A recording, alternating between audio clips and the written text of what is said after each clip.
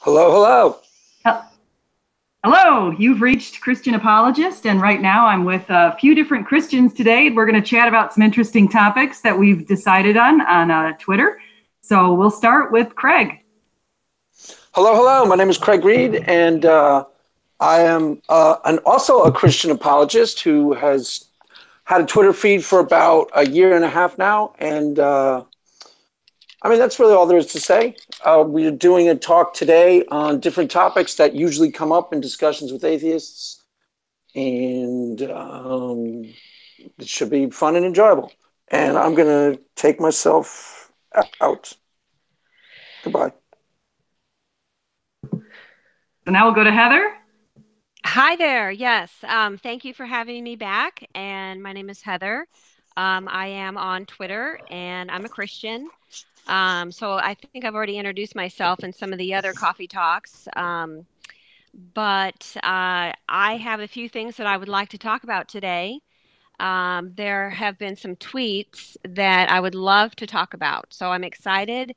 I don't know if we're going to get through all of it. So we can try our best here. We But can it's try. good We to always be here. got. Yeah. Excellent. Now we'll go to Cy. Hi, my name is Cy Garte. I'm a retired scientist. I grew up as an atheist and I became Christian later in life. I've done a few of these coffee talks as well, and I'm on Twitter, and we'll leave it at that for now. Cy, I Excellent. like your new photo. That's awesome. Yeah, that's my wife. All right. And Awesome. yeah. So I didn't actually expect that would come on here. I don't know. It took it from somewhere Where do you live else. now? You don't live in Brooklyn, right? Oh God, no. I Okay. live in Maryland. I live in Maryland, outside of Washington D.C. Oh, okay. But you grew up in Brooklyn. Yes, I did. Are we all married to Christians? Does it just happen to be that we're all married to Christians? Yes, I am. Yes. Yes. Well, that makes it easy, Yes. doesn't it? Yep. I always Yes. thought that would be difficult if one person's a Christian and another one has a different belief system. Yeah. Yeah, that'd be tough, actually. Well, my Well, two great. ex-wives are not Christians, so I don't know if that counts. Oh, so you're on a third marriage. Yes, That's impressive. in a way, not.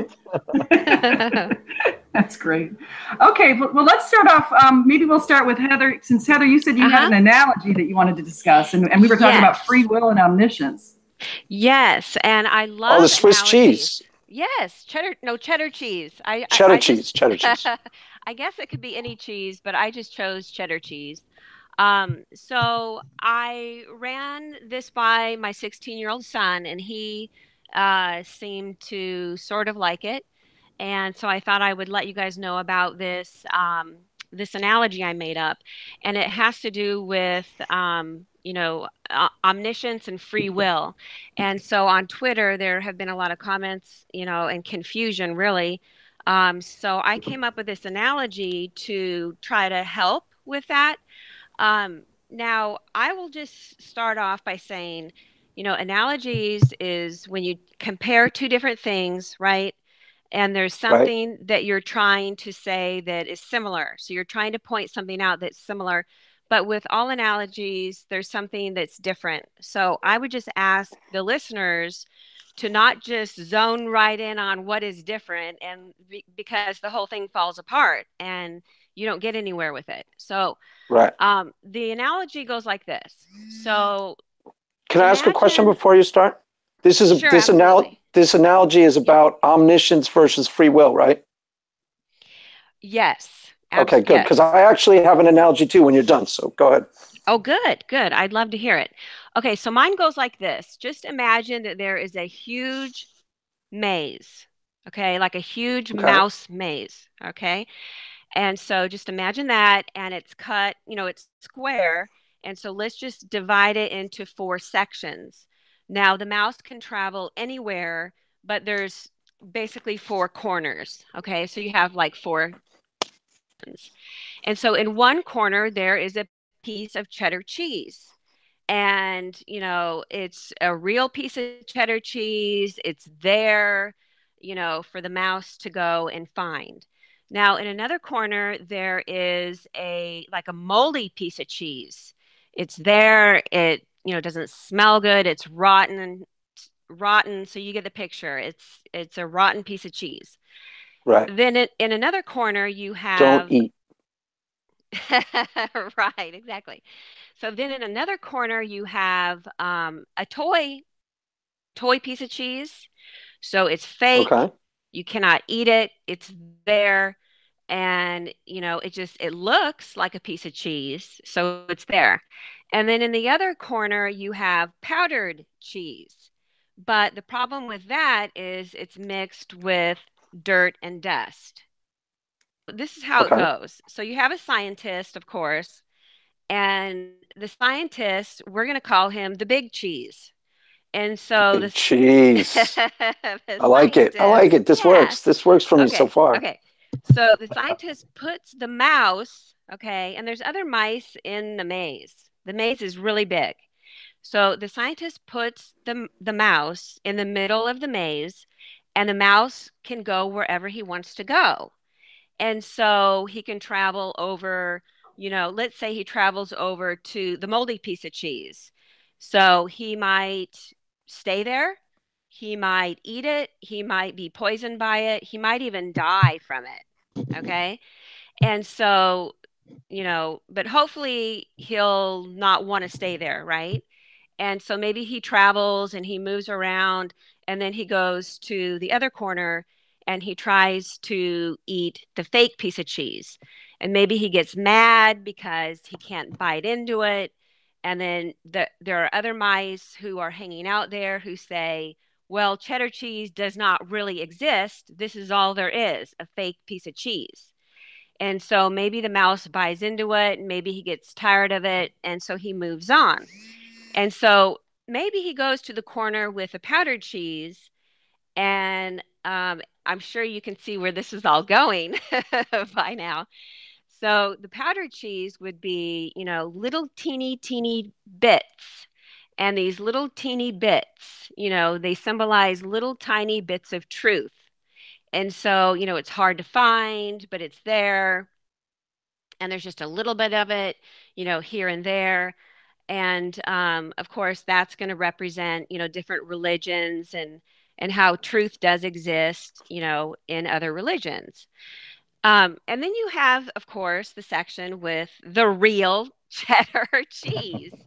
And so, of course, that is going to represent, truth. And my son said you should just say that represents God. But of course, you have the scientist, right? So he's the big cheese, so he has to be God. And then all the theologians are going to really hate me right now because they will not want me to describe the Trinity with a piece of cheese. So they'll just have to get over that. But this is They'll not get an over it. analogy about the They're going to have to get Trinity. over So it. yeah, I'll just have to say We're this is dealing with, not well, a an lot of time we're dealing analogy. with atheists. You got to say, look, we're dealing with atheists a lot of times. So we got Yeah. to cut us some slack. Okay. Whatever works. So yeah, but the whole point is to, show this analogy and say, that mouse had free will. Free will to go wherever he wanted to go, to stay as long as he wanted in whatever section or whatever. And so that is the free will that the mouse has. He can think how he wants, he can say and do whatever. And so that's his free will. But the big cheese scientist, he knows already what the mice are going to do and not do. Because he knows the beginning from the end. And so that's where the omniscience comes in. Right. He's all knowing because he knows the beginning from the end. So even before he puts the mouse into the maze, he already knows what is going to do and not do. So that's how I tried, I just thought of that analogy Your son, because how old is your yeah, son? he's 16.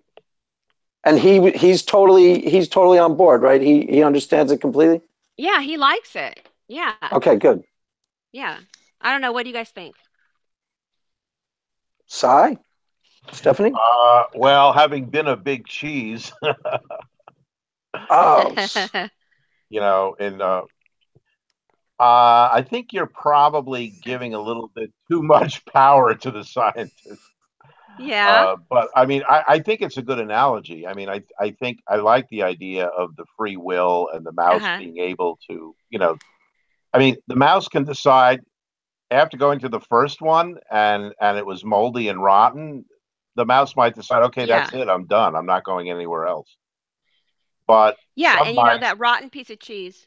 Yeah, I'll that's just say it. real quick. Of Why course, should I that look rotten piece anywhere of else? cheese Right. is death and sin. You know, the rotten piece of cheese is obvious to me. You know, it would be evil. You know, evil, death, and sin. So Right. those are So things. that mouse might say that's all there is. I'm not going to bother Right. looking in any other corners, and that's it. I don't believe in anything. Yeah. I think the omniscience part is a little difficult. Now, one thing the scientist will know is he won't know what each individual mouse is going to do, but he will know that some mice will end up finding the actual cheese. Right. Just by statistical probability. So I don't know if that's a good analogy for God or not. I don't actually think it is, because I think God really, has a plan for all of us. And that supposed contradiction between omniscience and free will, I don't think it's a contradiction, because I don't either. we have free will. We can decide what to do, but God is outside of time and space. So if you're outside of time, the past and the future are sort of equivalent. And this, by the way, is not supernatural. I mean, we already know that time is a very mysterious thing, which is not really. It doesn't even occur in a lot of physical equations. In a lot of cases, there have even been books written that theoretically the future and the past are equivalent and all that stuff.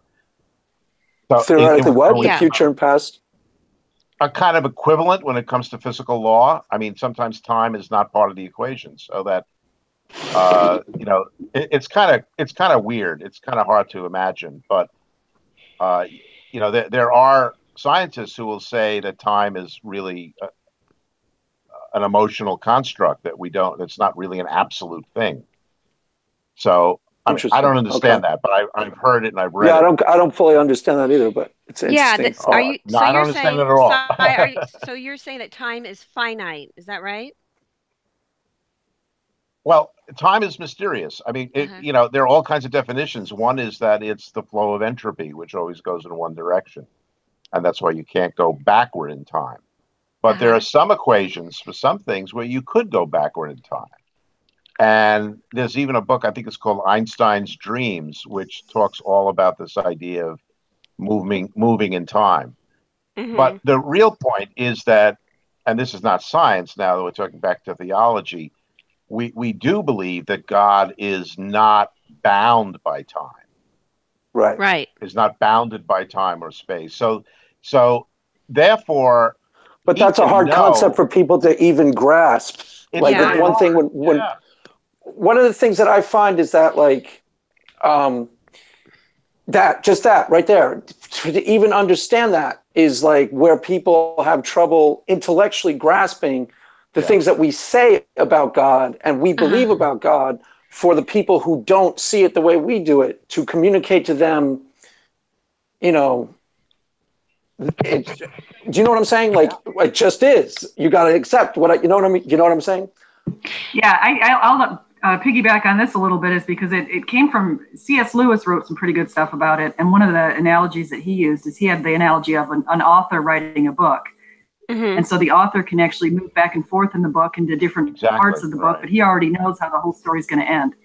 Yeah. Yeah, that's a great analogy. That's a perfect one. I like can I do my chess analogy? Because I think this actually clarifies it. Okay. As far as I'm concerned, this solves it, because atheists bring it up a lot. They'll say, if God is omniscient, then we have no free will. And I don't see that as a true dichotomy. I see that as those two are separate things. So think of it this way. I'm God. I am overseeing a chessboard. The chess board represents life. The chess pieces represent human beings, and they all have their individual will. I know exactly what the pieces are going to do.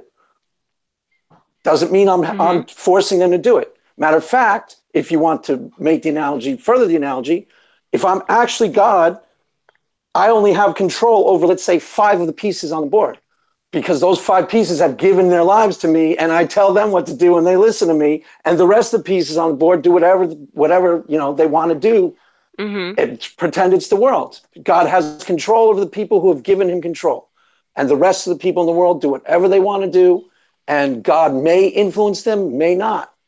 But as far as there are, let's say, 5 pieces on the board that do exactly the opposite of what God wants them to do, and they create evil. And there's 5 pieces on the board that are submitted to God, and they try and live, what we would call a holy life, a good life, or try and be merciful, loving, kind, long-suffering, et cetera, et cetera. But God knows what all the pieces on the board are going to do. That doesn't mean he's causing them to do any of the things they do. It's separate. Their will or their own. Now he ultimately has authority over the whole board. So he can stop them from killing each other or going too far in this direction. There's no dichotomy between their independent will and God's sovereignty. Ultimately, he has all authority. Jesus said, all authority in heaven and earth has been handed over to me. So ultimately, God has all authority. But in between that, the pieces on the board get to do whatever they want. And most of the times they're doing what pleases them, and they're not doing what God tells them to do. So, and then you turn around and blame God for the moral condition of the board when you should be blaming the chess pieces, because they're the ones who are screwing up the board, not God. There's only 5 chess pieces listening to him. That to me works. I don't know. We're getting silence, so maybe it doesn't. No, that's good. Yeah, I like that. I like that analogy, Craig. So, well, thank you. Yeah, I do like it. Let's see what I thought of. I guess, when you talk about free will and omniscience, it's hard to talk about control with an atheist because, as believers, we're led, we learn that it's good to, lead a spirit-led life. And so that is hard to explain, I think, to an atheist because they don't really understand how God is spirit. But I like the chess pieces because, they move and they have, there's different types of chess pieces and there's different types of people. And some are really good at one thing and some move forward and some move sideways and some jump 2 and over 1. And so I like your chess analogy. Some do what God wants them to do. That's like, what we hope we are doing is we are living our lives in accordance with what God, the will of God. But, most of the chess pieces on the board are doing whatever they want. And most of the time they're doing whatever feels good to them. And hence the board is screwed up. It doesn't really function the way God originally intended it because the pieces are doing whatever they want for the most part. Yeah, I mean, the pieces have to obey rules, right? So, and those rules are given by, the person. So that's God who said, okay, you're a bishop, you have to move diagonally. And the bishop might say, like, to finish your analogy, Craig, the bishop might say, I have to move in diagonally. No, I don't want to. I want to go over there and knock that guy out. So, I like that. Yeah. Exactly. Okay, I think I get it. I like it. Yeah. Yeah, it's a good analogy. Stephanie? Yeah, no, I like it. I like all of the analogies actually. And actually it was funny because I'm looking into the live chat and I'm reading the feedback on everyone's analogies. So people have their opinions on the analogies. I'll point out the fault that Amateur Exeget pointed out in my analogy with the author. He said, well, yeah, but the author also wrote everybody's lines and what everybody would be doing. And so so he has a point. There's probably a better way to do that analogy. So I wanted to say hi to all the people who are in this live chat real quick. I'm looking right on top. I see Abraham's Holy Terror. I see Cindy, Sir Payne, Gonna Go For It, Amateur Exeget, Jen with 1 N. I saw Bob's Opinions. So they're just a bunch of people. Sir Payne, there's a lot of people on here. So thank you everybody for coming and listening in. Hi, Jen. They're smiling She now. can't answer you. Got it. Peter, what's up, Peter? How are you? Okay, Peter, so you got a seat. another topic that we said we might discuss today is the problem of evil. And that's also been a big issue with a lot of people. Craig and I just had a chat with Robert Reid a little while back, and he mentioned, why would God allow this evil? So does anyone want to take that one on? I don't know. Should I go first? Go for it. Okay, Go for it. So I'll give it a shot. Now, some people will say that evil is actually God exists, because if you even have a concept of evil, that means that you are aware that there's such a thing as good and bad. And so if you're aware that there's something, that is morally good and something that is heinous, and wrong, then you have this awareness that comes from somewhere. And so that's where we talk about the moral law. There is such a thing as a moral law that has been given, and it's from a moral law giver that we call God. And so that's kind of where I go with the whole problem of evil. I don't know. Has anybody else heard that? Heard what exactly? The way you just said it? How evil is evidence that God exists. Has anybody ever heard it that way? I've never heard it said that. You have? I don't know how effective that really is with atheists, though. I don't know. I think it's one of those things when you have to realize whether or not evil has a purpose. And so one would say, does evil have a purpose? Well, some might make the argument that to really know and to really understand and feel love, you probably would want to understand its counterpart. And that works with just about anything. So it could be empathy, apathy, it could be compassion. All those different good traits can be developed from bad traits and bad experiences. Yeah. What's the main... Go ahead. Go ahead. No, go ahead. Well, no, what is the main objection that the atheists have? That if God is good, he shouldn't allow evil? Is that... Because I don't really get into too many of those. What's their main objection usually? Well, it comes up different ways, but they'll say, if God's so good, why does he allow evil? Or I know Peter and some other people like to say, well, if there really is a God, then why does he allow rape? And then they'll say other things like, I'm better than God because I can stop my child from getting raped, but God doesn't stop it. So I'm better than God. They'll go that route or say something like that. Yeah. So how do you respond to that? God, it gets complicated because, ultimately with me, the Bible says, trust the Lord with all your heart and cling not to your own understanding. That's not a simplistic answer as far as I'm concerned. That's a real answer. Why? What is the motivation? Like, if you read up on the Holocaust, for example, let's go to like real evil, like radical evil, like someone like Heinrich Himmler, not Heinrich Himmler, who's the Mengele, the doctor. When I was reading about him, okay, there was something that really scared me because it started to become obvious to me that he would torture children because he kind of wanted to. He was really, really in love with the cruelty and the malignancy that he was causing. He kind of really enjoyed it. There are people like that in the world, and they live in their own moral universe, and their moral universe points towards evil. And should God stop it? Theoretically, yes. But where does that line get drawn? It goes back to the free will, because evil in the sight of God is like almost every behavior under the sun. You know what I'm saying? There's a big difference between there's a really big difference between torturing children, which is what Mengele did, and he enjoyed it. That's why he did it.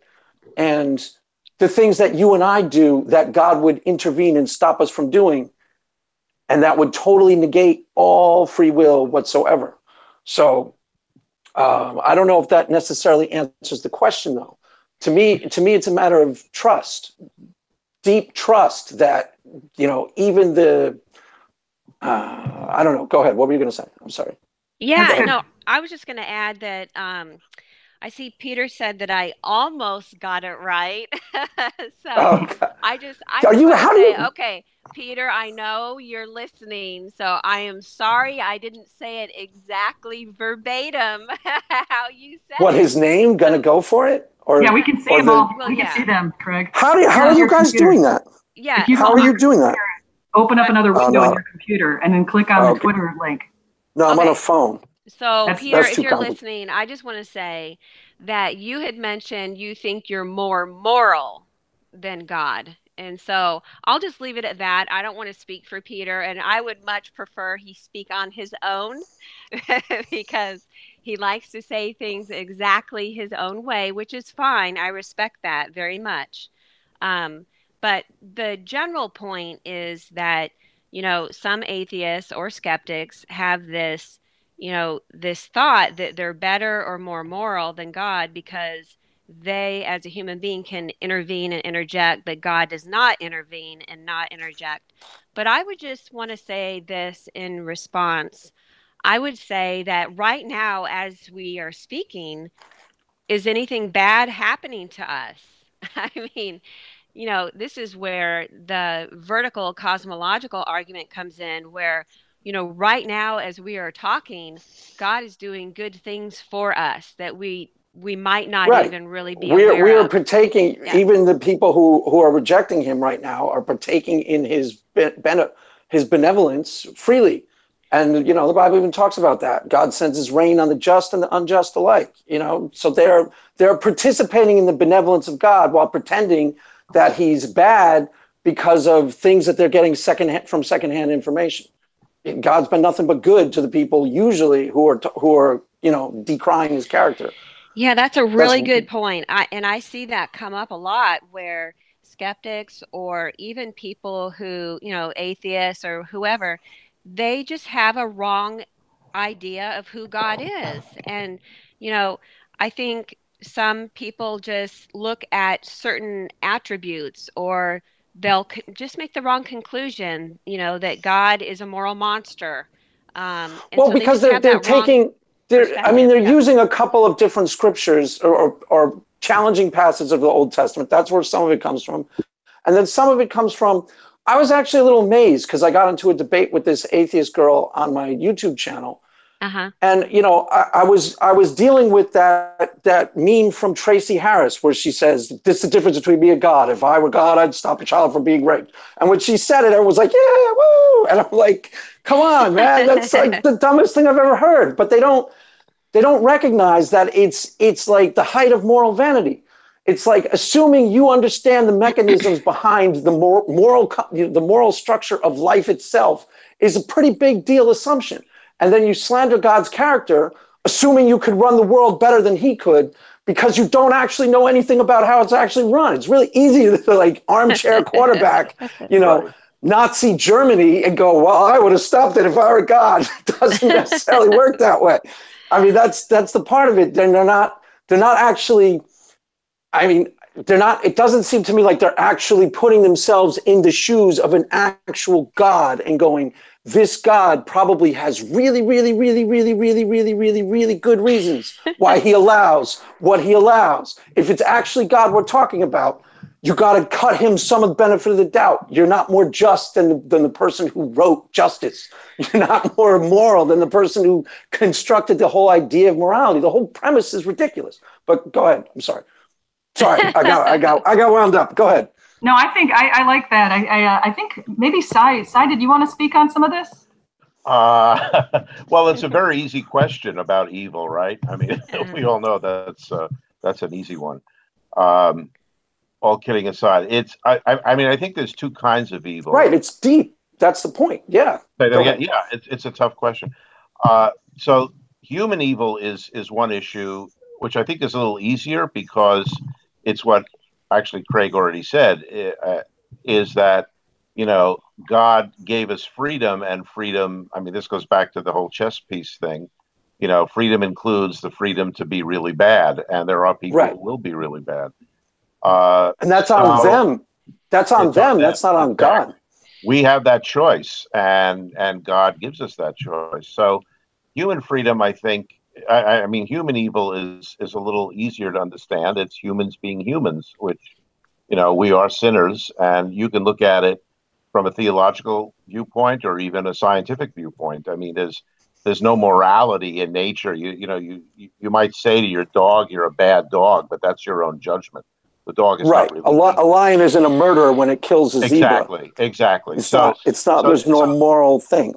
Right. So the whole idea of evil, of human evil, is a human thing, and the same thing with good. I mean, I believe many people don't agree. Okay, so if I'm hearing you correctly, you think that there are scientifically explicable reasons why a moral monster may exist.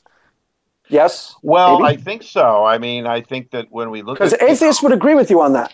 I would think most atheists would be on board with that. Well, I think that's... Yeah, I think so. I mean, I think there are serial killers who are clearly mentally, ill and have all kinds of psychological problems, which can be understood. So I think that's the case in many cases. I mean, you all know David Wood, and I'm sure you've all heard his testimony, which is incredibly powerful. And he talks about the time when he was truly evil. I mean, he tried to kill somebody, and he was he had evil ideas, and he was saved. And so the free will, it doesn't mean that somebody is doomed forever if they act in an evil way. I mean, they can always come to their senses. They can always find God and repent and return to the right way. That's the whole point of the thief on the cross. Exactly. As long as you recognize who God is and you feel bad about what you've done, that's the other one that they say, like, that means Hitler is going to, go, "I'm sorry, Jesus, forgive me," right before he dies and go to heaven. It's like, it doesn't work like that either, man. He just gives a flying his fig about what he did. He enjoyed every minute of it, and he, doubled down on it right to the end. The assumption is that the person who's going to repent actually feels bad about what they've done and couldn't help themselves. Right. Which, if you've ever met criminals, there are two types. They're the type who are really, really scary and evil, and then there's types who look really scary and evil, but are actually really nice guys and just don't know how to cope, just don't know how to function in the world because they grew up in an evil world and then they went to jail and they learned that life. I've known people like that who were on the surface really dangerous, hardcore animals, but you could tell they were really nice guys. They just couldn't help themselves. They didn't know what to do.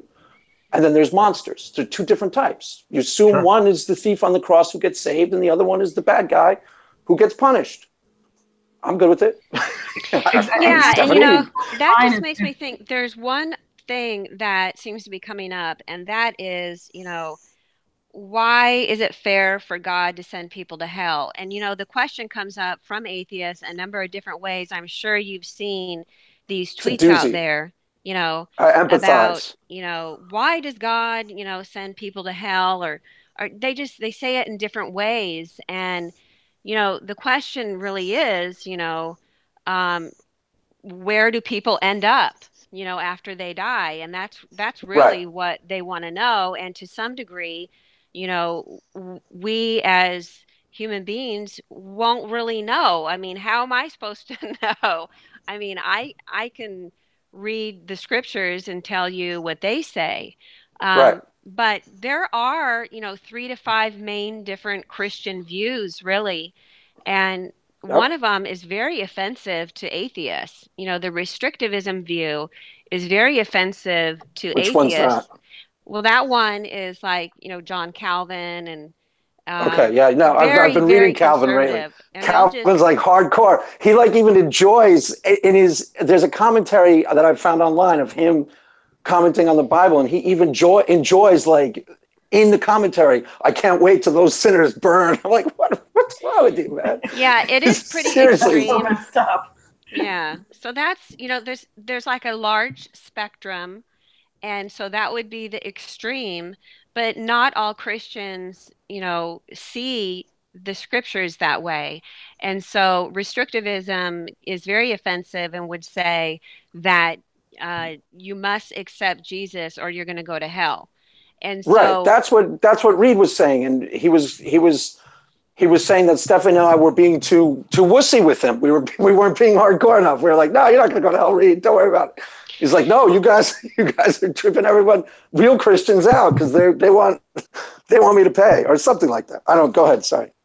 Yeah. So, I mean, personally, I really do believe that the Bible is the Word of God. And so when Jesus says, I'm the way, the truth, and life, no one comes to the Father except through me, what he did not say is, hey, everybody, if you don't believe in me, then I'm just going to send you to hell. I mean, he just did not say it that Right. way.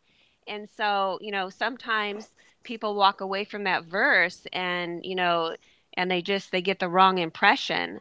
Well, some of these people were raised with the wrong impression. That's the impression I get, that they were raised with and that comes up a lot with people who were raised fundamentalist, is that they talked about hell constantly. Instead of the love of God, they were preaching don't do this or you're going to go to hell. Don't do that or you're going to go to hell. And it was out of proportion, as far as I'm concerned, to the, that's where some of them are coming from. Some others, I don't know, but some. Go ahead. I'm sorry. No, that's fine. And then, of course, on the other side, you have Universalism, and that just says there really is not a real place called hell, and God really is going to save everybody somehow in the end, and everybody's going to end up in heaven and live happily ever after. And so that's your other extreme side of it. And some people really do believe that, that God is so loving and he's so merciful that somehow, some way, he knows how to get everybody to heaven. And there are verses, and that view is actually in the Bible. That's scriptural. There's scriptural. Yep. There is some scriptural justification for it. Yep. Personally, I don't believe that particular view, but that's what I'll bring up a lot of times when atheists are tripping out about hell. None of us know. Who's just,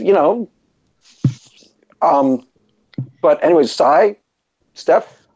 Let's see. Yeah, no, I also had a conversation with Robert a while back. Oh, that's right. Yeah, I saw that. Yeah, and he brought up the same issue, and I said, no, I don't believe in hell. You're not going to hell because there's no such thing.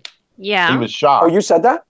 Yeah, I don't believe in hell, in fact. I don't believe you must have thrown him. Wow. What did he do? Well, no, I mean, he grew up like a lot of other, as you were just saying, Craig, like a lot of other fundamentalists, where the stress was on being bad and going to hell and all that. And I came to Christianity quite late, and so I never heard that kind of language. Right. Mm-hmm. And so when people started talking about hell, I mean, it just didn't make any sense to me, and it still doesn't.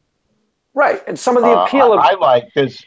There's a great theologian from England named N.T. Wright, mm-hmm. and he has written about that and talked about it. And his view is that there is heaven, and if you're not what you would say saved, if you're not a Christ follower, if you're not ready to go to heaven, you end up in a place that he kind of described it like I think the way he describes it is like it's a bus station late at night, and you're just sitting there waiting in this dark, damp waiting room, waiting for some bus that's never going to come. And it's very depressing. Yeah, it's kind of like purgatory kind of thing, but it's so nobody gets burned.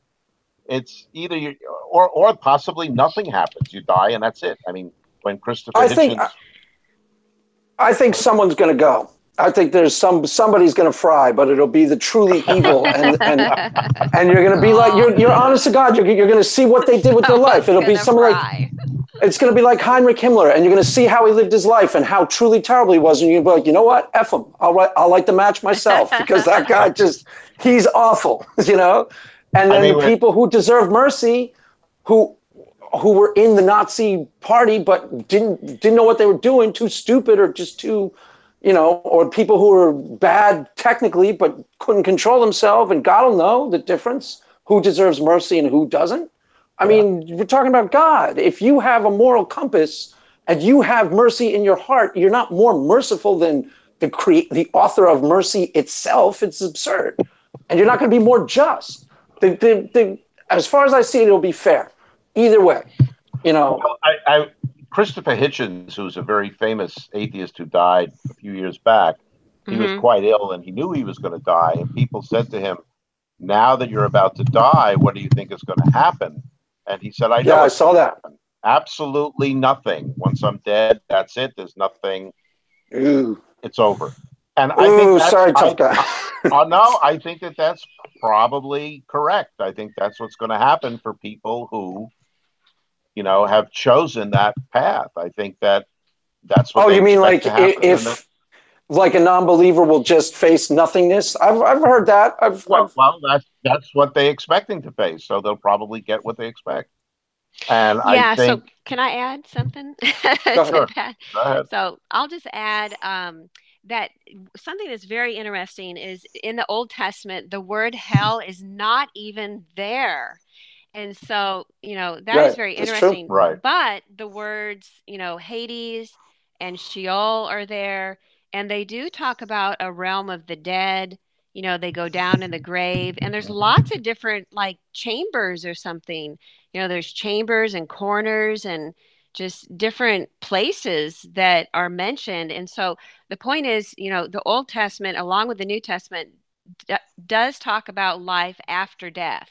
So it isn't that you just become nothingness. And then not only that, but in Revelation, this is a prophecy, but it says that in the future, we're all going to be resurrected.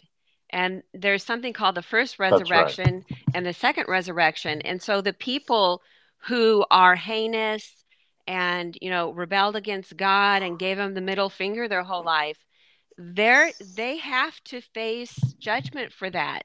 So even if Christopher Hitchens took his last breath and did not accept Christ as a savior, according to the scripture, he will be resurrected to face what's called a second death. The scriptures say. And I don't want to be resurrected to face a second death. Now some people will say God will give them another chance, and that's what I don't know. That's not clear, but some people will say God is all loving and all merciful, and he will give those people another chance when they're resurrected. I don't know if he will or not. I have a theory on that. I have a theory on that too. I think that, if you look at the way that the Bible's written, it looks like there is either the opportunity that you immediately go to paradise, because that's what Jesus said when he was on the cross next to the thief. He said, right. Tell you the truth, this day you'll be with me in paradise. And then there's the other parts in the Bible where it mentions that there could be this waiting period until the final judgment. And so that's I think some people who are Mother Teresa types would probably end up in this immediate Mother Teresa, she's like the worst person ever. She's terrible. She's so evil. I can't believe it. Don't even get me started on Mother Teresa. She's terrible. Oh, she you won't even believe. Okay, go ahead. Sorry. There'll be some people who, and I probably shouldn't say Mother Teresa, because every time I do, a lot of atheists, they read Christopher Hitchens. She's terrible. But then there's this idea of being sort of in a waiting period until the final judgment. And so, in my opinion, I think what seems like it would be the fair thing to do, and this might be, and since God is a source of morality, that people who were, they just went down the wrong direction, made a few bad turns, maybe had a really bad dad, bad mom, whatever the upbringing was, something occurred. He's a good kid. He meant well. Yeah, and so I think those kind of people would have that chance. He just killed those 10 people. He didn't mean it. It's only 10 people. I don't think that people like Mengele, I'm right with Craig with let's light the fire right there. F him. Yeah, exactly. Like the match myself. Not going to cry. He had his chance to be a decent human being, and he used his life to, harm people morning, noon, and night. So, okay, go ahead. I'm sorry. Didn't mean to cut you off. Ranting about Joseph Mengele, but had to do it. No, I agree with you there.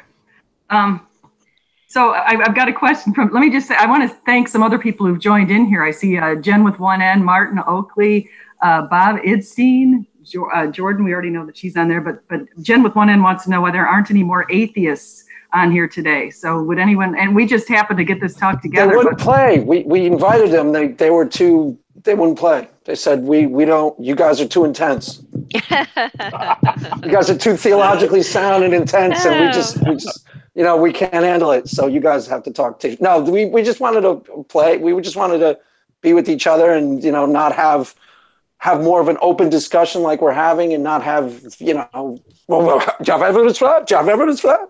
Talk about hell. I don't have evidence for it. Guess what? Nobody does. It's a discussion. It's a theological. Do you have evidence? No, I don't. We're just having a discussion. So we want to have more of an open-ended discussion, not a, am I right, guys? Yes? No? Yeah, no, that's, and speaking of just other topics that we could think about, and I know I sent an email I sent a tweet that basically had shown Renee's publication. And of course, Renee's not here to defend it, so I don't want to totally go down this. And he said he would want to be here to defend it. I will defend it in Renee's honor, Stephanie. I would like to defend it. Go ahead. I would like to talk about that just a little bit, because I read Renee's post, and he basically wanted to say there's no such thing as God, because if God is something called maximum greatness, then God doesn't exist, because there's no such thing as maximum greatness. And of course, once again, I'm sure I butchered that quite a bit, and he would explain it much better in his own words. But that was the general idea I was getting from him. And then he went on to describe why there's no such thing as maximum greatness. And I was trying to figure out where he was going with it. He seemed to. Is this the blog that he wrote today? Was that the blog from today? Was it today? Or I saw it today. I saw it today. Maybe he didn't write it today. I did. I read a little bit, but I saw Renee said that he would wanted to defend it or something like that. So yeah. So basically, his argument, he gives reasons why he believes this, and so he says that God does not have human. Well, what was interesting is he said God does not have knowledge, but the problem with him saying that is that he split knowledge up into two sections. He said there's propositional knowledge, and then there's experiential knowledge that really is about learning. And so he says, since God cannot learn, right, he's supposed to know everything, then God doesn't have knowledge. So I think he twisted the word knowledge around. God does not have, knowledge. He said God does not have intelligence, God does not have courage, and God does not have fearlessness. And so, those are four, I just want to point out, those are four human qualities.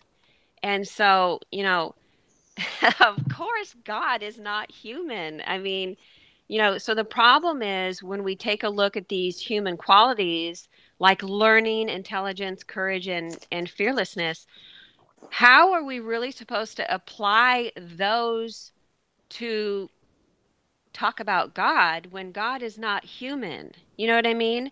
And so I just think his post needs, I just think he needs to understand that God's attributes are completely other. I mean, we try our best to talk about divine attributes the best that we can, and we can learn a lot, right? We can know a lot about our Creator. We can know he's powerful, and we can know he's very, very big, and he's good, and he does not learn because he's all-knowing, but he's still knowledgeable. So I didn't make the connection with learning and knowledge like he was trying to make. Yeah, so I agree with everything you said, Heather, but I kind of think that we should wait to have Renee on before talking about his specific things, because it'd be good to let him have a chance to defend it, as you said again. Yeah, true. Okay. So I like what you said, and I think you're absolutely right. But I don't know. I didn't read Renee's blog. I'm sorry. So I he might have a different take on some of that. So it might be good to, wait till we get him. And Renee always, the thing about Renee that's good is that, as far as I've always seen, I've never seen him be mean or purposely go out of his way to try and antagonize. He usually just sticks to discussions, and he discusses his points. As far as I'm concerned, he's the role model of an atheist because he does it correctly. Robert Reid too. There's a couple of people who do that. but he's a really Renee nice. Both of them are really nice guys. I can say that. Yeah, about Renee them. is very nice. I'll just, if he's listening, I'll just say, "Hey, Renee, you are a really Hi, nice Renee. guy." I'm So, coming for your blog, Renee. You're a really nice guy, but I'm gonna trash you. yeah. I'm gonna get your blog. But Okay, he's so cool with that. I won't talk about his blog anymore, but these attributes though that we do have a tendency to talk about, like the word good. That's true. That's true. Let me just say the word, let's just talk about the word good for a minute, because we Okay. all know what good is, right? I mean, Right. if I eat a pizza and I say, "Oh, that was good," I'm talking about how it tasted, that it tasted good, right? And Right. so if I say, "Well, my dog is good," am I saying that he tasted good? I mean, no. I mean, we all know that. And so Well, what I'm saying is he pees outside and he doesn't bite. You know what I mean? And so what I mean by my dog is good, I'm is using his that behavior. word. Yeah, I'm using that word in a little bit different way. And so it's the same with, you know, human beings. If we say, my neighbor is a good neighbor, I'm not saying he tastes good or I'm glad he, pees outside. I mean, now I'm just, you know what I mean? And so we're He using the might. word He might. No, differently. we don't actually know what you mean nowadays. He could. You never know. Yeah. One thing So, on that's related is uh-huh, because this trips a lot of atheists out, but I think that there's purpose in this. Where someone said "good teacher" to Jesus, and he goes, "Don't uh-huh. call me good. There's none good but God. There's none good but the Father." There are things in the Bible that are deliberately, as far as I'm concerned, designed to think about what you're just talked about. Really try Yeah. to define it. Really try and understand the concept of what is good, because doesn't omnibenevolence require justice? Doesn't it require that God punish the wicked? Isn't that a I mean, I'm not saying it definitely is, but the point is you need to think deeper, like you just said about goodness. Uh-huh. Yeah. If God is pure good, doesn't pure goodness in the sense of God require that he punish the wicked, that he punish people who are bad? Right. I mean, I'm not sure if that's exactly where you were going with that, but No, that's good because like, how could God be good if he just let evil just, if he just reign, let, right, It's- if he let yeah. Stephanie do whatever she want, she'd be out of control. She'd be everywhere doing terrible things. He's got to put a stop to it. All right, maybe not Stephanie per se, but let's say Yeah, so I guess what I was going, where I was going with this was that when we say God is good, I think that it just sends people's brains in weird directions. And right. that's really where I was going with this because some people will reject it immediately and they'll say, no, God's not good because blah, blah, blah. And so it's easy for your just to, you can't figure it out. What does that really mean that God is Right. good? And Well, it needs so, to be defined like in different contexts and really thought through. It's not quite so simple. It's, you got to really, as far as I hear what you're saying, you got to think it through in different levels and apply it differently. Definition yeah, of so divine attributes are just there, we can relate to them somewhat. right, Divine attributes are divine. And so there's going to be right, something about God's goodness that is unique. I guess that's my inexplicable, point. Yeah. inexplicable, can't be understood, can't wrap your brain around, can't be defined, can only be trusted in, and that's why it says trust the Lord with all your heart. Cling not to your own understanding, because there are layers of God's benevolence that are beyond human comprehension. That's what I hear you saying. No, That maybe brings up a William Lane Craig point that he makes I a knew lot. it. Yes, it does. Yes, it does. Go ahead. He likes to talk about, when he talks about omniscience and some of the decisions and why thousands of years ago certain things were permitted and certain things occurred and little babies died and all that kind of stuff. He says, well, the one thing about God is that because he can see the future and he can see the ripple effect and he can see all of that sort of stuff, you have to give that to him. He knows that 500 years from now that the fact that he didn't permit this particular race to perpetuate itself, that because maybe they were very evil people, he knows that is going to have a positive outcome for the world. Right. Mm-hmm. Totally. you got to ascribe to him the benefit of the doubt. That's what I was trying to say to Reid, but I couldn't quite get the words out correctly so he could hear it correctly. You got to trust that God knows what he's doing. And that's where we're coming from with apologetics. It's not we're not stupid. We don't read. Someone just said, yes, you are. I just set myself up for that. Somebody just said, yes, you are. I know somebody better said, yes, you are. But no one said that. I'm reading right now. I'm reading some of these posts on the live chat. No one said that. Okay, good. Like we can read the problems in the Old Testament. We're trying to reconcile from a place of trust. We're trying to reconcile from a place of we have faith. We have met God and we love him and we think he's totally good. So that's where we're coming from. Is that what you said, Stephanie? Did I get you right or no? Yeah, I think that's in a nutshell. That's pretty much what I'm saying. So I'll where would you like to? Go ahead. Go ahead. Sorry. Oh, I was just going to add. You brought up faith, and so I was a little bit late to the chat here because somebody, and I'm assuming, well, I shouldn't assume he's an atheist, but maybe he is, or she. I can't tell the gender, but that's all right. So the comment was that this person said faith is not a virtue; it's the glorification of voluntary ignorance. And I just thought, oh my goodness, because that is just missing the whole point. There's something called fideism. I don't know if you've heard of that. You probably have, Stephanie. Egg. I mean, I don't know if you've taken a look at it, but people who say faith and reason don't go together,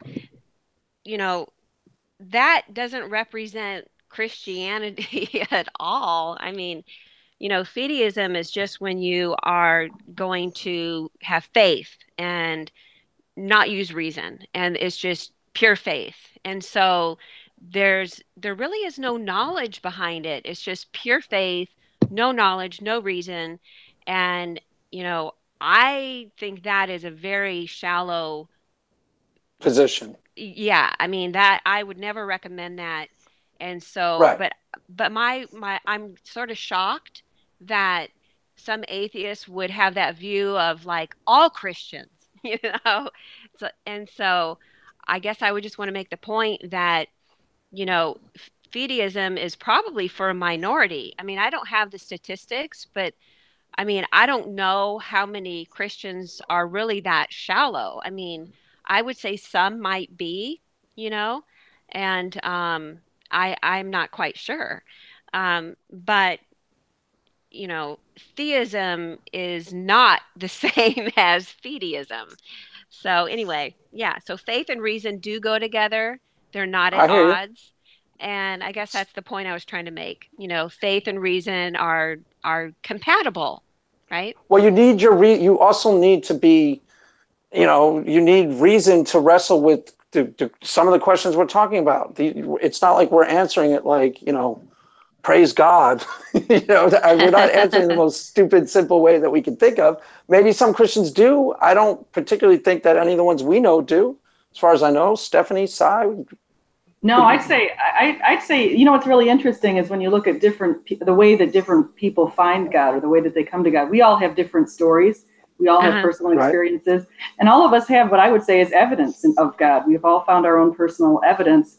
And then there are people like J. Warner Wallace, who wrote Cold Case Christianity. He was an atheist. His father was an atheist. And he ended up finding Christ because he started investigating.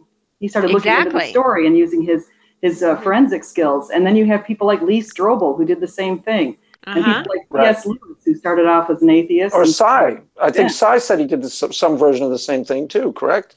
Or did I get that wrong? Correct. Yeah. So, and Craig, I think you were raised as a Christian, but you weren't. I was raised marginally Roman Catholic, but nobody expected me. Like, we went to church on Christmas and Easter, and my mom had walked away from the church because she was Miss Feminist, and nobody expected me to believe it or to adopt any of the tenets of the faith. I wasn't expected to practice it. I was a stoner, party kid, but I wasn't necessarily an atheist, but I could have cared less about Christianity or any of that for a long time. So I was like 20. Then I started being interested in God.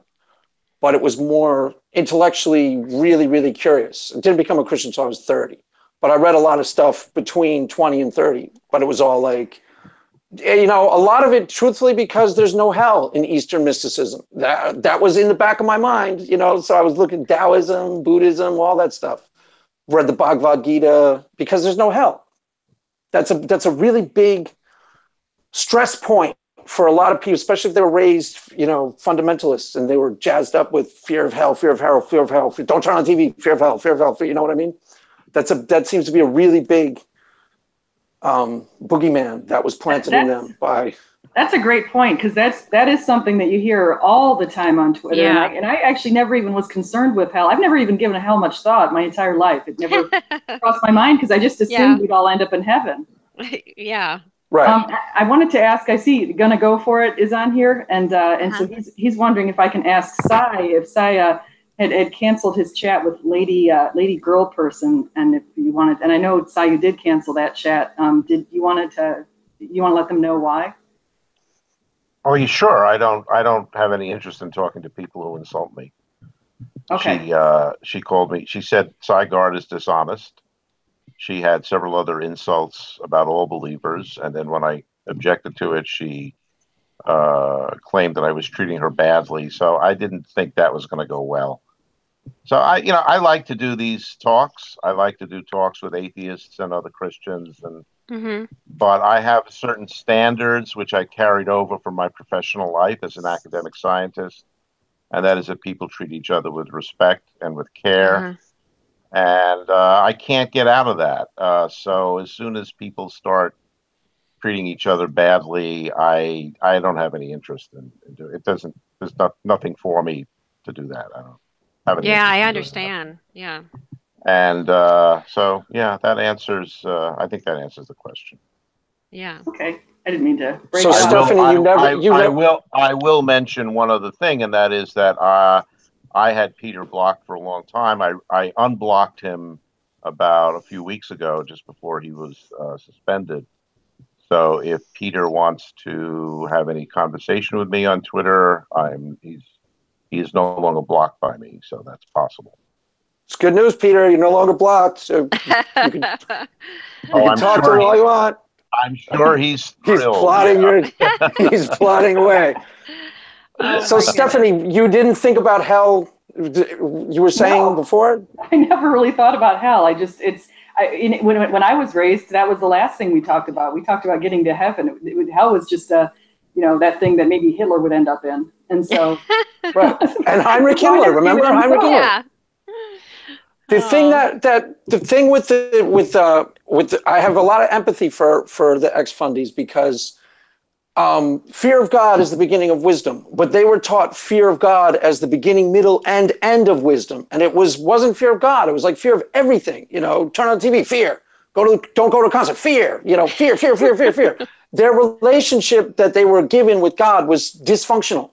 As far as my understanding. I mean, and they were taught not fear of, this is what I tried to explain to Reid. Even the Old Testament, there's a context. You're supposed to be sufficiently impressed with his thuggery so that you don't toy with him in life. And you don't it's not supposed to be, he's evil. It's supposed to be, wow, I don't want to play around with God. No way. And then the Old Testament has leads you to the New Testament, where you see, oh, he's nice. He's Jesus. Oh, I get it now. So you can interact with, the loving side of his character, and you don't play around with the terrible side of his character. The Bible makes clear there's a bad side to God, and you don't want to get on the other side of it.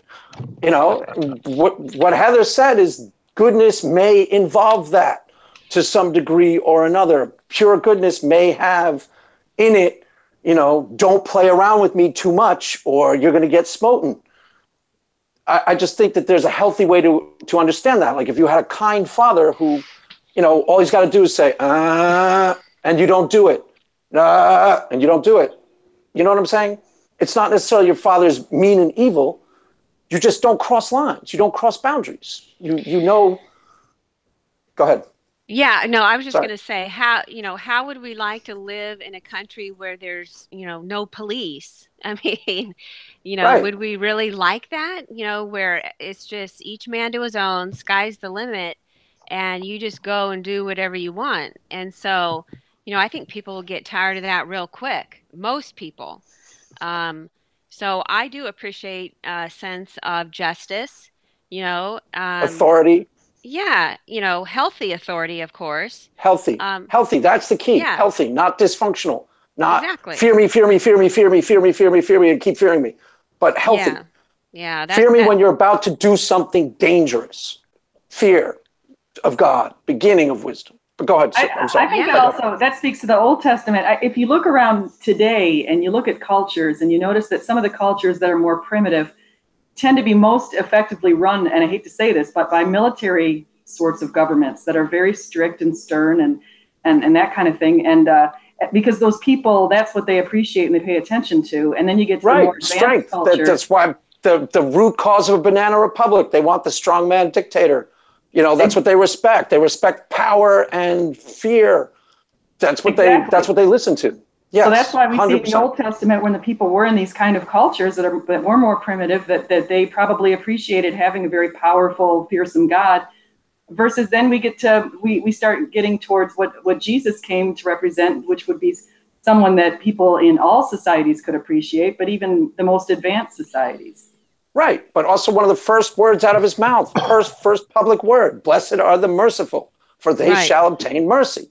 So obviously central to the heart of God is mercy. No matter how fearsome he tries to appear in the Old Testament, he's not trying to kick your butt. He's trying to heal and restore you and give you a good life. Correct? Mm-hmm. Yeah. Steph? Yep. I totally agree.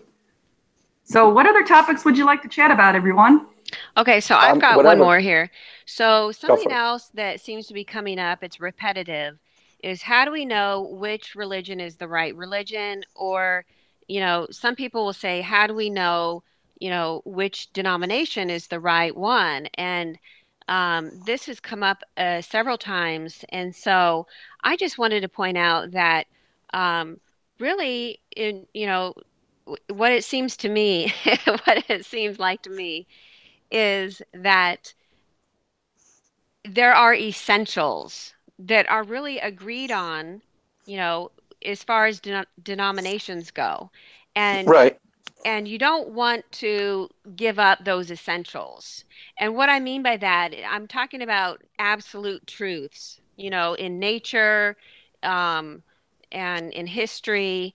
There are certain absolute truths that we don't want to give up. And then, of course, you have all of these other, more debatable issues, which, they're fine to talk about and sort out and They tend to pray. cause the conflicts too, ironically.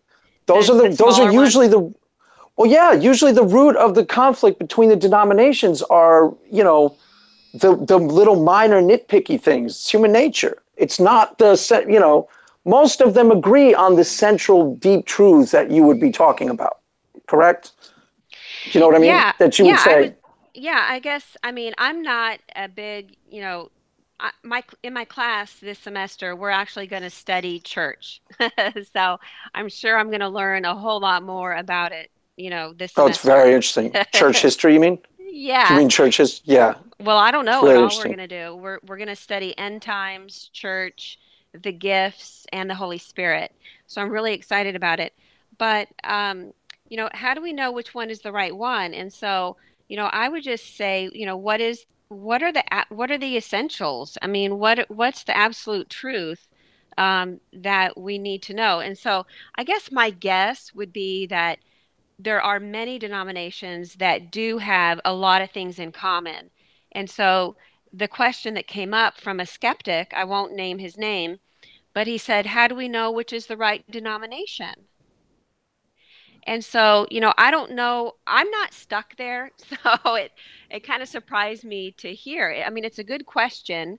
How do we know which one is the right one? I mean, if there are 10 churches out there, how do we know which is the right one to go to? And so I would just say examine their core beliefs and then get to know what the essentials are, the absolute truths. pray and see where you're led to go. Also, you should know them by their fruits. You should. Do they have the fruit of the Spirit in their teachings? Are they, do you see evidence of that they walk in the Spirit, that they're compassionate, that they practice what they preach, things like that? I mean, some of this is kind of no-brainers. You can sense who's right, Steph? I mean, you can sense who's legit and who's not, and who's in it for the money, like, and so like at one church, every Sunday you go, they have communion. And so, people who like that are going to go there, right? And then other people think it's a little more sacred. It only needs to be done once a month. And so you might go to another church and they might only do communion once a month. And then, of course, then you have some that, think it just can be done twice a year. You know what I mean? And so there are these differences, but that's not an essential. That's more of just a leadership choice, whoever is at that church and what they decide they want to do. And that's just what they do. You know what I mean? So right. There's a core to the communion. There's a core teaching to the faith. I think Sai is a Catholic, and some of the core teachings of Catholicism are the same as the core teachings of Protestantism. There was a reason for the schisms, and they aren't necessarily relevant. They aren't germane to practicing your faith nowadays. Sai is not being asked to. I don't know if you're Catholic, Sai. I just think you said that, but for the original schism was. Oh, I'm sorry. The original schism of Catholicism, Luther walked away, was over the selling of indulgences. That's just not an issue anymore. It just doesn't happen anymore. Some of the things there was reasons why different churches broke off in a different sects, and a lot of those reasons no longer apply. You have the same Bible. I mean, I don't know, Steph. To me, that question is very interesting whenever it's brought up, because I also hear from atheists that once you're a Christians never change. They believe in a single dogma, and they're all in lockstep, and they never change their idea. And that's in direct contradiction to the fact that there are denominations, and that Christian history is very dynamic, and that there was once only one church, the Catholic Church, and then that split. Well, actually, that's not true. There was the Orthodox Church, the Eastern Church, the Western Eastern Church. Right, and that was the first split, and then the Protestants in the West split from the Catholics, and the Protestants themselves split into many denominations, and that's because of what everything Craig and Heather just said, which is that, different groups have slightly different ideas about how they should do things, and that's perfectly normal. There's nothing wrong with that. Right. Which is the right one? I hate that question when people say, which one is true? Right. That's nonsense. They're all true. They all, because of what Heather said, they all follow the absolute truth. Right. Jesus Christ is the Messiah, is the Savior, and everyone can be redeemed by his sacrifice on the cross. That's that, and his resurrection, and that is, every Christian believes that, no matter what they call themselves. I will tell you that in my own experience, I became a Christian, and I decided for a long time I never went to a church. I just felt it in my heart. And then I decided that I was going to join a church. I had no idea what church to join. So I went to several. I went to a Baptist church, Presbyterian church, Methodist church.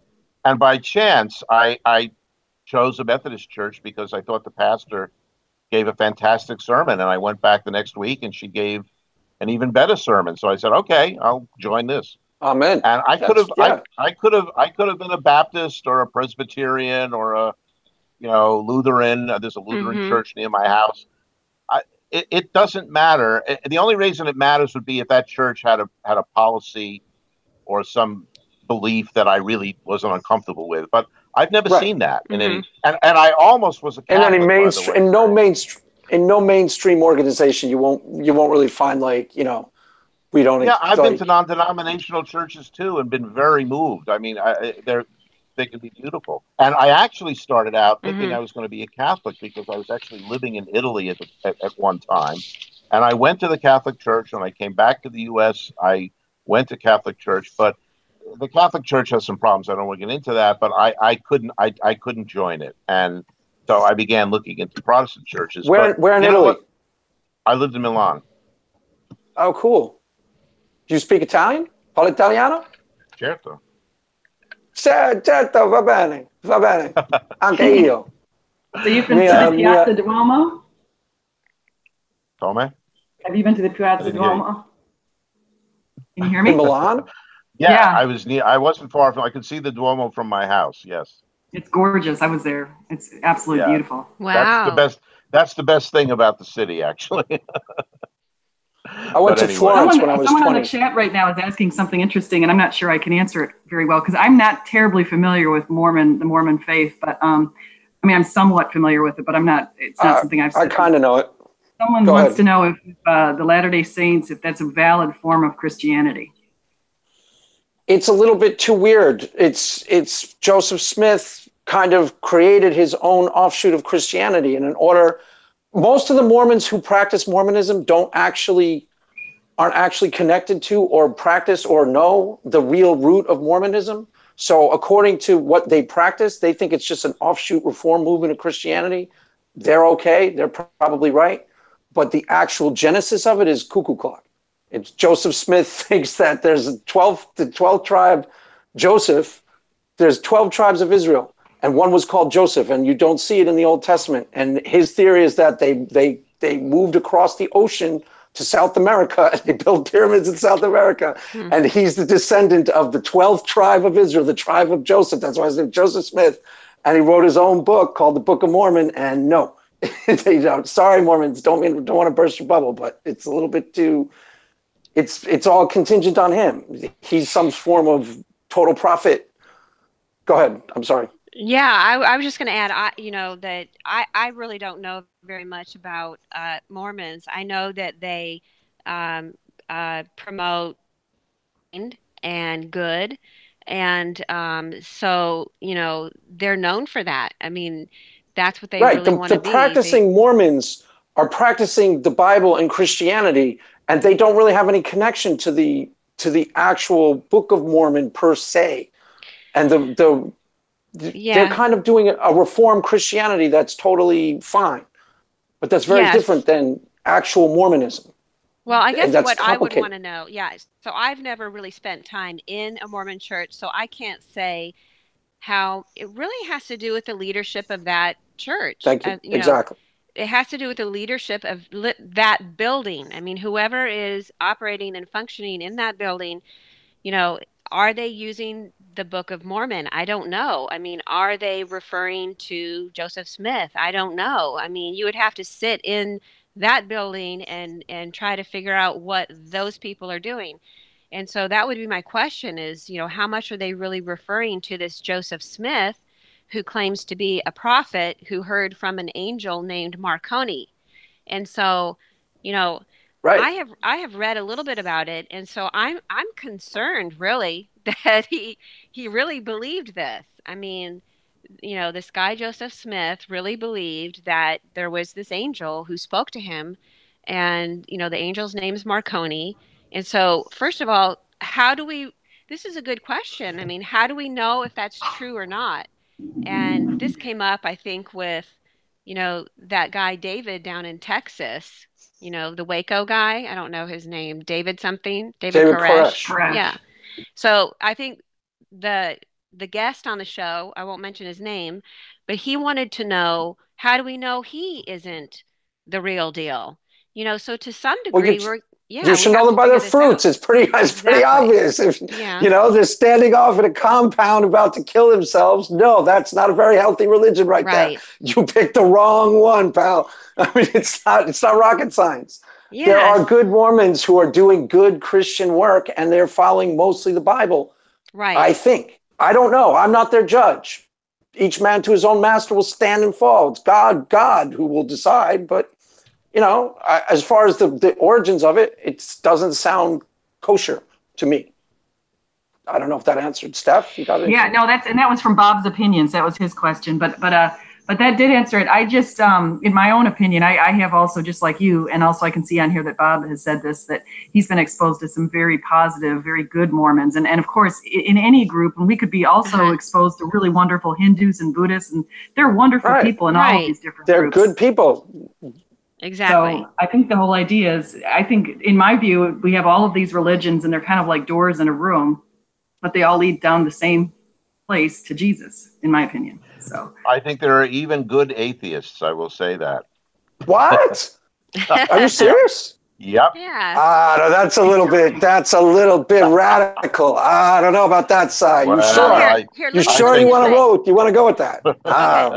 I want to say something about that because I have a friend and she's an atheist. I won't say her name.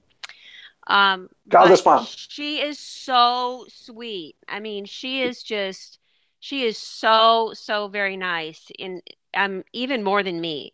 and I'm Really? still working on it. Not possible. But you had, Amen. you had said that some atheists are really good, and you know what? I would agree. But this is what I want to say. My friend who is an atheist, who's really, really nice, and she's a really good person, she is following a lot of Christian principles. And so yeah, a lot of people. Yeah, and so that's what totally true. Yeah. I noticed that with Jen with one N. Jen with one N it was really, I don't know if she's still there, but she's really nice. And she's really, I don't know if it's her Christian upbringing or just her general personality. She was nice in a way that is proscribed by Christianity, Okay, so one day I was really curious and I don't know what it was, but I just thought, okay, I'm going to ask her, because she was somebody I worked with. And so, she's an atheist. And so I just said one day, I said, I love how you're so happy all the time. I wonder, why is that? Why do you think that is? And you know what her words were? She said, I am a forgiving, I forgive. I forgive people. And that just really stuck with me and made this huge impression on me, And so I don't want to say that she's stealing from Christianity, and some people might say that. But you know what? Forgiveness is a huge Christian principle, right? And so to some degree, she does receive the benefits. I think there's verses in the Bible that say the sun rises up, you know, on everybody and the sun sets on everybody. And so, if you are a person who is practicing forgiveness, then you are going to get the benefits from that. And, Craig, you mentioned mercy. I mean, if you are a merciful person, you are going to get the benefits. You are going to obtain mercy. Blessed are the merciful, they shall obtain mercy. It doesn't say if X, it just says, blessed are the merciful, they will obtain mercy. So in some form or another, if you're a merciful human being, which a lot of atheists are, a lot of atheists are ethical. And they're ethical. They wouldn't say they're ethicals or biblical because they'll go, they'll just be blah, God's killing everybody, blah, blah, blah. Yeah. They are. No, they're deeply ethical. And humanism is an outcropping of Christianity. I mean, it didn't come from nowhere. It came from biblical morality, just spun off so that, churches were involved. It has more to do with the corruption of the church than that Jesus' teachings are unethical. The Jesus' teachings are ethical. Leave aside the Old Testament and, God's going to kill everyone, blah, blah, blah. That stuff. Go ahead. No, that's good. So I think what we should do is we should probably wrap up here in the next few minutes if we want to. There's one question that Peter asked. He said, can Christians adopt secular ideas? Have you considered that? He wanted to know. He asked it specifically to you, Heather. Oh, yeah. Absolutely. I mean, Christians can compromise. I think that's the word that we use. Are we compromising? Are we that mouse that's in the maze who walks away from the big cheese? Are we wandering around and just eating little tiny pellets of powdered cheese? I mean, I would say yes, there are Christians who do that and who let the world influence them instead of, them as a Christian. Influencing the world. So I would say, yes, Peter, there are Christians who just end up, living more of a secular life. I think he means it as a beneficial thing. I think does he mean it as a compliment, Stephanie? That it's a good thing, or I don't think he means they're selling out. I don't think he means they're selling out their principles. I think he means, can they learn from atheists and adopt more secular values in this area and that? I think that's where he's going. I don't know though, because I don't know. So is the question, can secularism give people benefits that Christianity does not? I mean, is that what we're really asking? I think that's what he's at. Is he still there? I'm trying to find it was earlier in the thread, and it already other things have passed. He probably left. So. No, he's still here. Yeah, here's an example, something that came up. So I think it was Elisha, that person, Stephanie, that you've been, talking to. And he had brought up something that had to do with, what was it? Now I don't even know. I'm sorry. It was something else I thought of. Yeah, no, I wrote a rebuttal to Elisha ben Abuya, and he's from Italy. He's an atheist. I'm sorry, he's from Israel, and he's an atheist with a Jewish background, so he's very familiar with the Old Testament. So I wrote a rebuttal to his opinion on Isaiah 53, and so that's always fun. Yeah, and that was a really good reply, that you had, and I liked reading it. It was really good. So I guess that's a separate topic, right?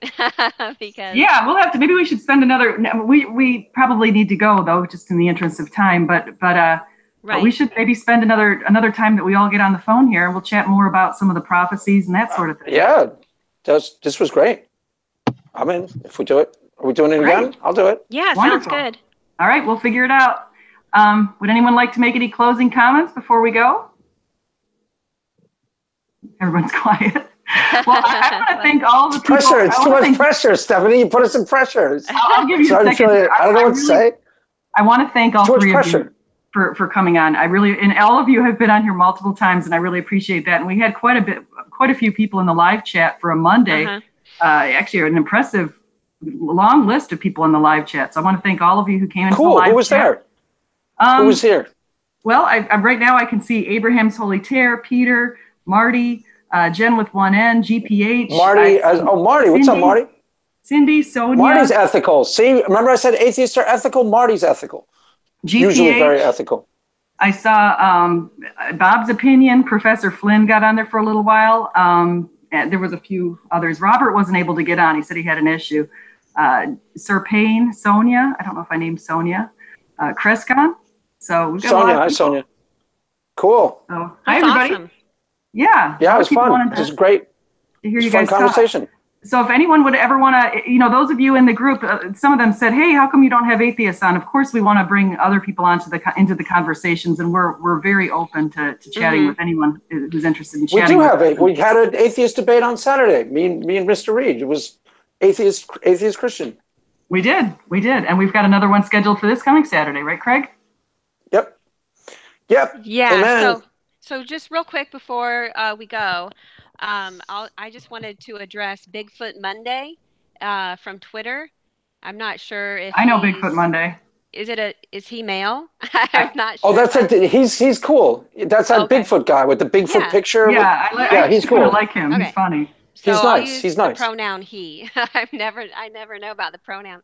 Okay, so he asked, can you prove, demonstrate, show, or calculate anything about your God? And so I would just say yes. I mean, that's the short answer, right?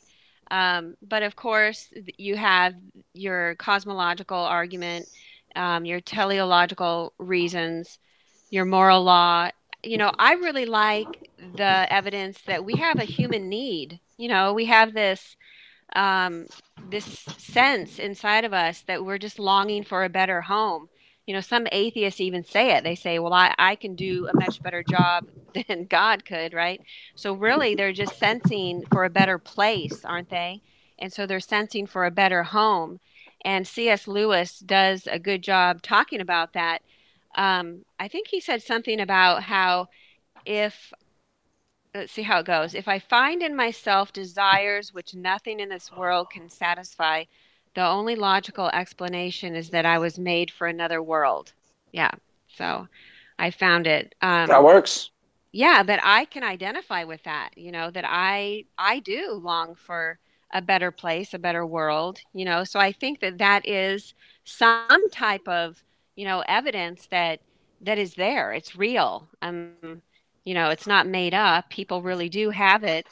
So anyway, I just wanted to say to Bigfoot Monday, I don't know if he's listening or not, but I just wanted to say that there are lots of reasons, for people to know that God really does exist. And I think Michael Lacona has a book. I haven't read the whole thing, but he divides it into 4 different categories.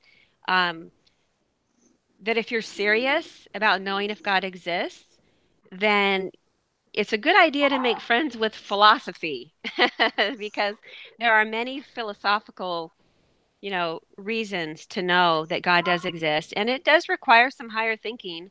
So if you're up for that, there's plenty out there. There are many answers, and they are out there. And of course, science has many answers, and microbiology, and I'm not a scientist, so I can't really speak very much on teleological reasons, but there are very many of them on Earth and out in space, right? You have your fine-tuned universe and your expanding galaxy and all of that good stuff. Yeah, Michael gives 50 evidences. So Yeah, that's if you want great. to go through all of them, that would be, that'd be No, one place. that's great. And that's a great point. There are some amazing apologetics out there. Some amazing apologists, people like Mike Lacona and William Lane Craig and C.S. Lewis, Mm-hmm. and we could take a very long list and go down them. So they're all very good and very positively influential. So, Sai, did you want to say? Thank you for having us. Yep. Yeah, thank you. This was fun. I want to mention real quick, I've got Jen with one N and Jen Rowhouse also coming on Saturday at 11 o'clock a.m. Eastern Standard Time. So we've got that in the morning, and then we have Craig and Robert in the afternoon. So that'll be at 4 o'clock. Awesome. Cool. So, thank you, everyone, and then we'll all schedule again, and I'm going to go ahead and stop the broadcast. All right. Sounds good. Bye, guys. Bye-bye. Bye.